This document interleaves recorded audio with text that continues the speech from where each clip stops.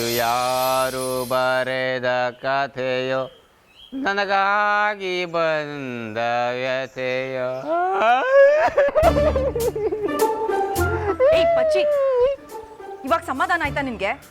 ಖುಷಿ ಆಯ್ತಾ ನಿನ್ಗೆ? ಸುಂದರಿ, ನನ್ನ ಕಷ್ಟ ನನಗೆ ಯಾರ ಹತ್ರ ಕೇಳ್ಕೊಳ್ಳಿ. ಬೆಳಗ್ಗೆಯಿಂದ ಅದನ್ನ ನೆನ್ಸ್ಕೊಂಡು ಹೇಳ್ತಾ ಇದ್ದೆ. ಹೊತ್ತು ಇಳ್ಕಣಿ ಕಣ್ಣೀರೇ ಬರ್ತಾಯಿತ್ತು. ನಿನಗೆ ಯಾಕೋ ದುಃಖ? ಬಿದ್ದಿದೆ ನೀನಾ ಅಥವಾ ನಿಮ್ಗೇನಾದ್ರೂ ನೋವಾಯ್ತಾ? ನನ್ನ ಕಷ್ಟ ನನಗೆ, ನಿಮ್ಗೆ ಎಂತ ಗೊತ್ತಿತ್ತು?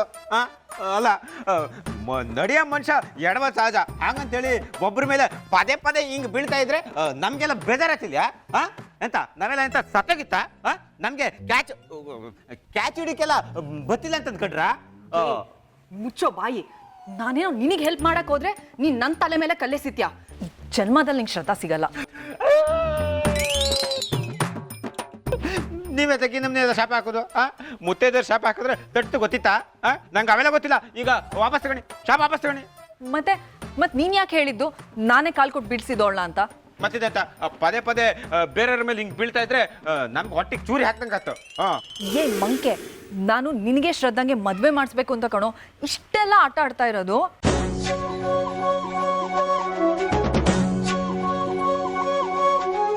ಎಂತ ನನ್ನಂತ ಮರಳು ಮಾಡ್ತಿದ್ರ ನೀವು? ನನಗೆಲ್ಲ ಗೊತ್ತಿತ್ತು. ಪದೇ ಪದೇ ಬೋನ್ ಮೇಲೆ ಅವ್ರ ಹಂಗೆ ಬೀಳ್ತಾ ಇದ್ರೆ ನನ್ನೊಟ್ಟಿಗೆ ಮದಿ ಆಗ್ತಾ ಅವ್ರವ್ರು ಆಮೇಲೆ ಒಂದಿನ ಮದಿಯಾಗಿ ಓಡತ್ರ ಅಷ್ಟೇ. ಲೂಸು, ಅಷ್ಟು ಸುಲಭವಾಗಿ ನನ್ನ ಗಂಡನ ನಾನು ಬೇರೆಯವ್ರಿಗೆ ಬಿಟ್ಕೊಟ್ಬಿಡ್ತೀನಾ?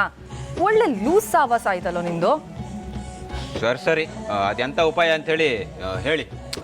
ನೋಡ್ ಪಚ್ಚಿ, ನನ್ನ ಲೆಕ್ಕಾಚಾರ ಪ್ರಕಾರ ನಾನು ಕಾಲ್ ಕೊಟ್ಟು ಬೀಳ್ಸಿದಾಗ ಅವಳು ನಿನ್ನ ಮೈ ಮೇಲೆ ಬಂದು ಬೀಳ್ಬೇಕಾಗಿತ್ತು. ನಮ್ಮ ಯಜಮಾನ್ರು ಅದು ಎಲ್ಲಿಂದ ಬಂದ್ರು, ನಿನ್ನ ಅದೃಷ್ಟನ ಕಿತ್ಕೊಂಡು ಹೋಗ್ಬಿಟ್ರು. ಆದರೆ ನೋಡ್ತಾ ಇರು ಪಚ್ಚೆ, ಇನ್ನು 3 ಡಿಕ್ಕಿ ಪ್ರತಿ ದಿನ ಅವಳು ನಿನ್ನ ಮೈ ಮೇಲೆ 3 ಸತಿ ಬೀಳಬೇಕು.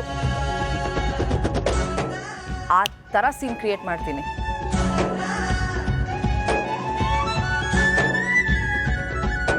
ಆಮೇಲೆ ಇನ್ನೇನು, 3 ಡಿಕ್ಕಿ 3 ಗಂಟು, ಪಪ ಡುಮ್ ಡುಮ್ ಡುಮ್, ನಿನಗೂ ಶ್ರದ್ಧಾಂಗೂ ಮದ್ವೆ.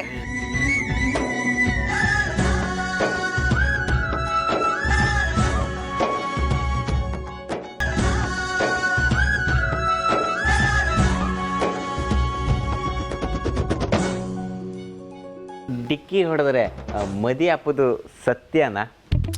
ಅಯ್ಯೋ ಪಚ್ಚಿ, ಅದಕ್ಕೆ ನೋಡು ನೀವೆಲ್ಲ ತೆಲುಗು ಸಿನಿಮಾ ನೋಡ್ಬೇಕು ಅಂತ ಹೇಳೋದು. ಅಲ್ಲಿ ಒಂದೇ ಡಿಕ್ಕಿಗೆ ಮದುವೆ ಆಗಿ ಮಗುವಾಗಿ ಸಾಂಗು ಮುಗ್ದೋಗುತ್ತೆ ಅಂತದ್ರಲ್ಲಿ ನೀನು ಕಂಬ ಹಿಡ್ಕೊಂಡು ನಿಂತಿದ್ಯಾ. ನನಗೆ ಅದ್ರ ಬಗ್ಗೆ ಎಂತ ಗೊತ್ತಿಲ್ಲ. ನೀವೆಂತ ಬೇಜಾರು ಮಾಡ್ಕೋಬೇಡಿ ಆಯ್ತಾ. ಇನ್ನು ಮುಂದೆ ನಿಮ್ಮ ಬಗ್ಗೆ ನಾನು ಯಾರ ಹತ್ರಕ್ಕೆ ಎಂತ ಮಾತಾಡೋದಿಲ್ಲ. ನನಗೆ ಅಂತ ಒಂದೇ ಒಂದು ಕೆಲಸ ಮಾಡ್ತೀರಾ, ಶ್ರದ್ಧಾ ಮೇಡಮ್ಗೂ ನನಗೂ ಒಟ್ಟಿಗೆ ಒಂದು 25 ಡಿಕ್ಕಿ ಹೊಡ್ಸ್ಬಿಡಿ. ಅಯ್ಯಯ್ಯೋ, ಯಾಕಪ್ಪ? 7 ಜನ್ಮಕ್ಕೂ ಶ್ರದ್ಧಾ ಮೇಡಮೇ ನನಗೆ ಹೆಂಡತಿ ಆಯ್ಕು ಅಂತ ಹೇಳ ಆಸೆ. ಅಷ್ಟು ಸತಿ ಡಿಕ್ಕಿ ಹೊಡೆದ್ರೆ ನೀವು ಮದುವೆ ಇಲ್ಲಲ್ಲ, ಸ್ವರ್ಗದಲ್ಲಿ ಆಗ್ಬೇಕಷ್ಟೇನೆ. ಬೇಡ ಕೆಲಸ ಮಾಡಿ, ನೀವು 3 ಸಲ ಟಿಕ್ಕಿ ಹೊಡಿಸಿ. ನಾನೇ ಬೇಕಿದ್ರೆ ಆ ಸ್ವರ್ಗನ ಇಲ್ಲಿಗೆ ತರಿಸ್ಕತ್ತೆ.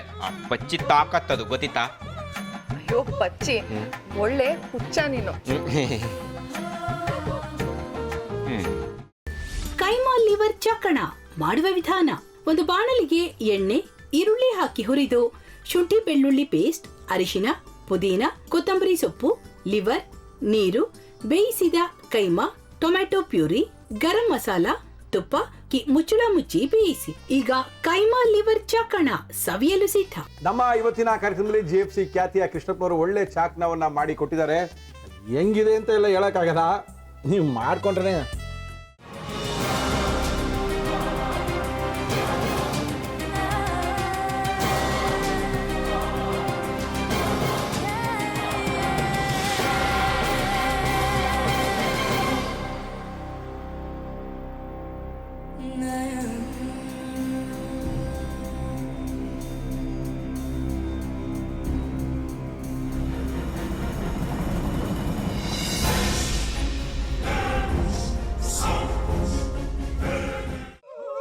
ಎಟ್ಟಿ ತಕೊಳಕ್ ಬಂದವ್ರನ್ನ ಸುಮ್ಮನೆ ಬಿಡಲ್ಲ, ರೂಮ್ ಕರ್ಕೊಂಡೋಗಿ ಸಾಯಿಸ್ಬಿಡ್ತದೆ.